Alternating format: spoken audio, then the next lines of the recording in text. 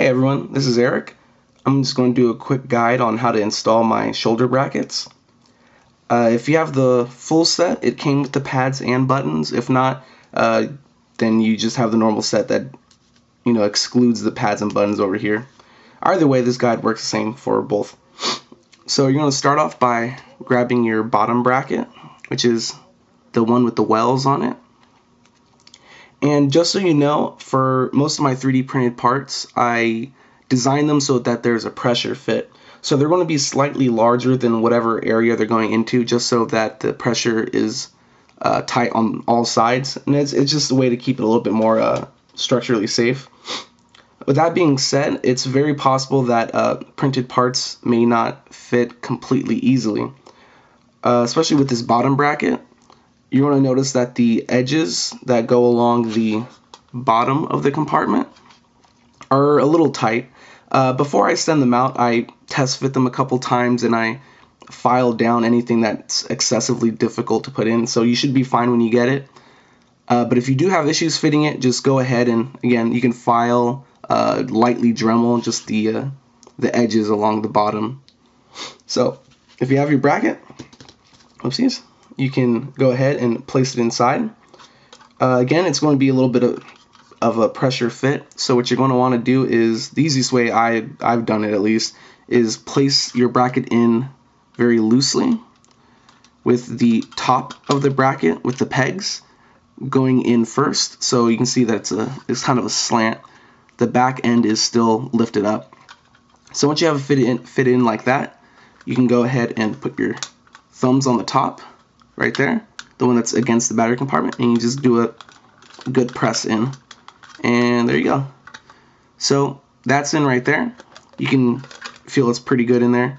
If you don't have a cartridge installed already, you can look in through the top and you'll notice there's a little bit of space under it. We're going to want to get rid of that space. So if you could, just put your thumbs down at each corner of the bracket, or the four corners. So if you push down at the four corners of everyone, just to make sure that this bracket's sitting as flat as possible. Because like I said, it's a little bit of a tight fit, and that's just there to keep it, strong. When you're looking down at it, that's the easiest way to see if the bracket is raised above. I'm going to look at it real quick, and it looks like it's mostly good. Just one more. Yep, there we go.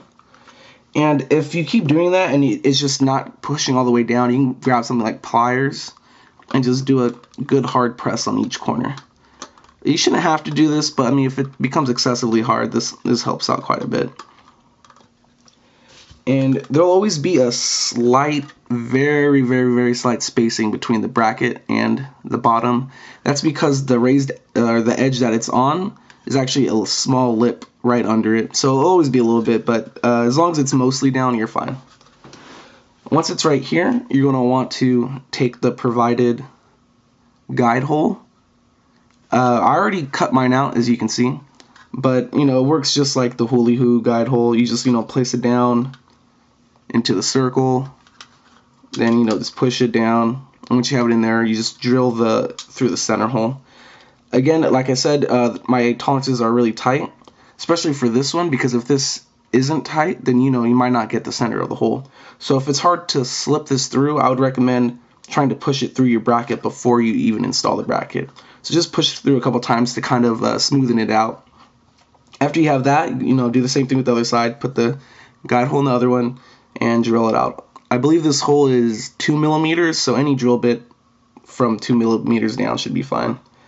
And as you can see, once you have it, the holes are almost perfect. You can see, I would probably say that's perfect, at least on mine. Maybe I just got lucky, but you can see through it. Works just fine.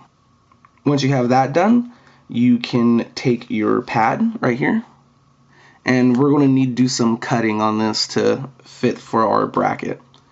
Well, the end goal is going to look like this. A singular side with the loop on top. To do that, you can use scissors or razor blades, an X-Acto knife. I prefer these flush cutters if you have them. Makes it super easier. So if you have your pad like this, what you want to do is just cut down the center real quick so you can separate them. So we'll cut down the center right there. And then right after you cut it down the center and we separate it into two halves, you're going to notice that, you know, there's a circular outlining. You can see where like there's a raised edge right there. Just cut along that raised edge so that you can have a circular pad. Like you can see right there, there's little triangle edges on the corner. You can go ahead and cut those off so that it goes along the circular raised edge. Once you're at this step, you're going to actually want to cut off that raised edge. So if you look at it from the sides, you can see how there's that little bit of a lip that sticks up. We're going to need to cut that off because if we don't, the pad will be too high and it will be hard to press the button. I tried lowering the bracket a little bit so you won't have to do that, but there's only so much room inside that little compartment, and unfortunately I couldn't get any shorter than it is right now. So we just have to cut it down a little bit right there. So let's do that right now. This is what makes flush cutters a lot better too, because you can just sit it on the top and just lightly go around. Very easy. Tear it off a little bit once you got it going. See how the raised edge is coming off? Just keep going. And you're going to want to do this for both pads, obviously.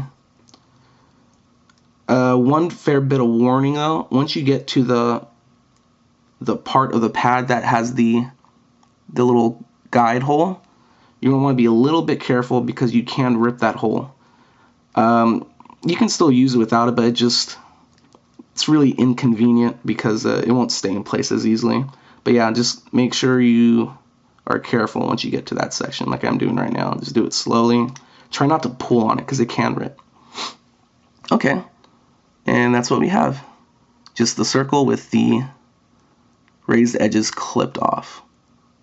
Once you have that done, you can go ahead and do it with the other side.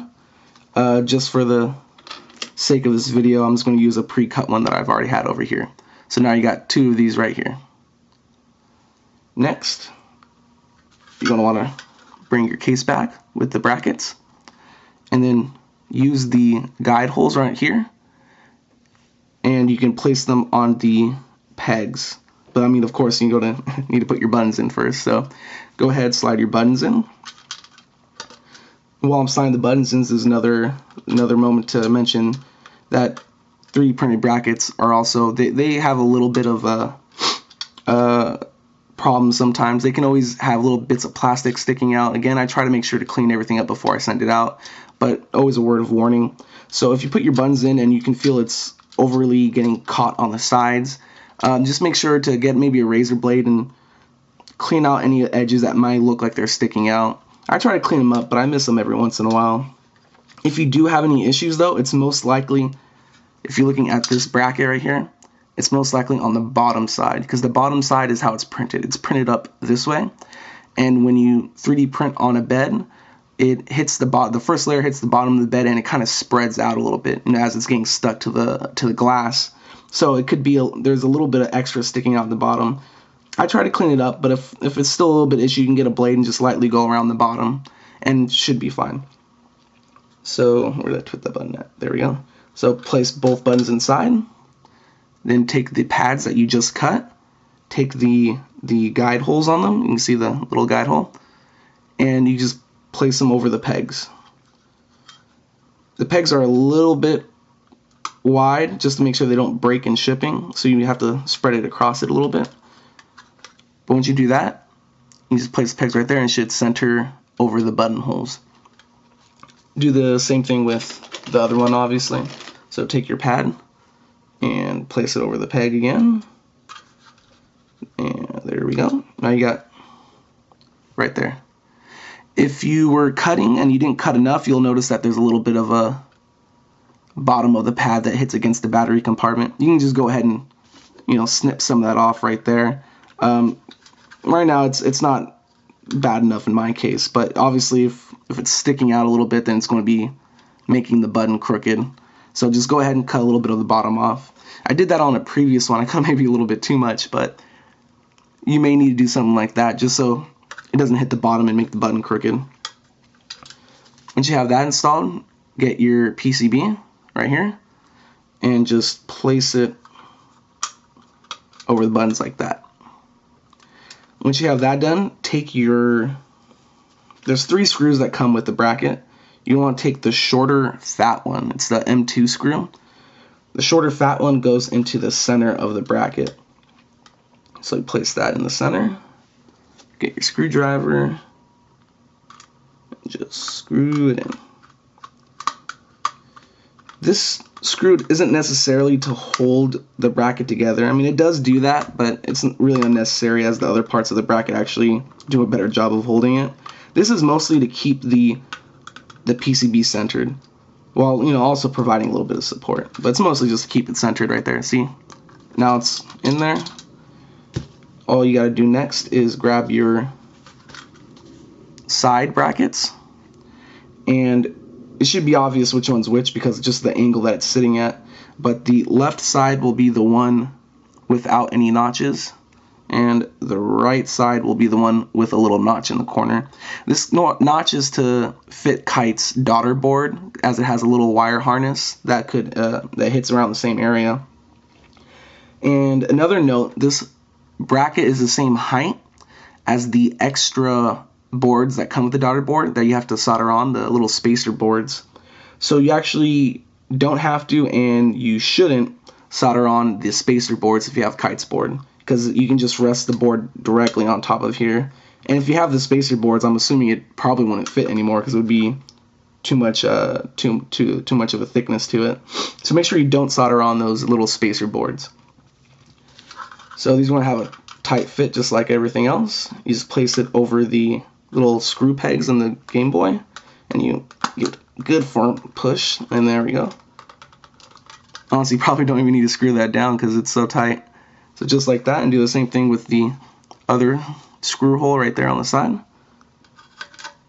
The first time you do it is going to be a little bit harder just because you're breaking through the inconsistencies in the plastic, but after that it should be a nice tight fit. And you'll be ended up with that. Looking pretty good. After that, you're going to take the last 2 screws that you're provided with and then just screw them into the screw post on the Game Boy. I'm not going to do that right now because I wanted to show you one more thing. So just so you know, this is how it's intended to be used. This is what I would recommend how you install it. You can see right there, you place the bottom bracket, you can see through there, then the buttons and pads, the PCB, and then the 2 side brackets. This is how I designed it to be used, and this is how I would recommend it because this, I feel, works the best. But if for some reason you don't want to use these side brackets, let's say your build is really messy on the inside, you need a little bit more space. I mean, I don't think this takes up too much space at all. But if you don't want to use these ones, you want a little bit of a flatter solution, you can actually remove the 2 side pieces, like so. Go back to this step after you installed the first screw in the middle, and you may notice that there's screw holes along the sides as well. This was because I originally designed it to be screwed in 2 more times. That's also why these side brackets have a little screw hole at the center of it that's unused. I originally designed to put 2 more screws to hold the bracket itself into place, but I noticed that after all of my parts came in and I started testing it, it was actually really unnecessary. It just the pressure fit with these and the center screw were more than enough, so I scrapped that idea. But I left them in just in case someone else wanted to try a go at that. I wouldn't recommend using those center screw holes with the side brackets anymore, just because it's a little bit of a ways down, and if your screw's a little bit crooked, you could end up breaking some of your brackets. But so the 2 ways I would mention were the first way, which is obviously the way I designed it and the way I recommend to be used. Otherwise, you can do it this way. Go back to this step, and then take your screws that you would have used for the side screw posts, and you can still install them directly into the extra holes right here. And you'll notice that on the bottom bracket, I still have the little openings for the screws. If you look at it, they're just right along the edges, right there, and right there. Again, I I would recommend the first way, but this is always an option. So just go ahead, screw them down in there, and you'll have your brackets that work just like that. If you will do it this way, I would recommend gluing the bottom bracket down, because now you don't have the two side brackets to put the force on the back. So I would recommend gluing the bottom bracket down into the actual case. And once you have it installed, either way, you're going to end up with a Game Boy that looks like that. Some nice even buttons, nice and securely in there. The only thing you may have an issue with is there's a little bit of play on the buttons. Again, this happens because I can't push the bracket any further down without ruining the structural integrity of the bracket. So there's a little bit of a distance. You may notice sometimes you have that with your X and Y buttons on the front. And it really only makes it worse because on the back of the Game Boy you can see there's these raised little ridges, and that loses you a good 1 to 2 millimeters distance on top of that, so that's also unfortunate. I think they work fine just on their own, and they're a little bit low profile, a little bit too much sunlight. You can kind of see right there, they're a little low profile. Some people like that so they don't accidentally hit against things when you put them down or in your pocket or something.